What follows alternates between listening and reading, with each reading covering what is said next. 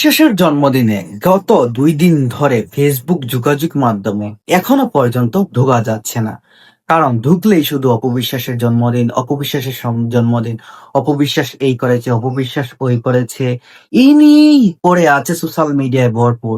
দেখেন একটা জিনিস, অপবিশ্বাসের ফ্যান পেজ এত বড়ই যে অপবিশ্বাসের জনপ্রিয়তা দিন দিন বেড়েই চলেছে। অপবিশ্বাস তার জন্মদিনে কমপক্ষে তিনি 25 থেকে 30টা কেক কেটেছেন।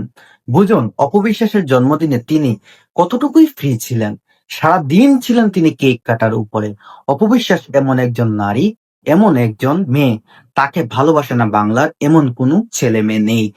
আমাদের মা বাবার অনেকেরই ক্রাশ ছিলেন অপবিশ্বাস। আমরা ছোটবেলা থেকেই অপবিশ্বাসের ছবি দেখে বড় হয়েছি।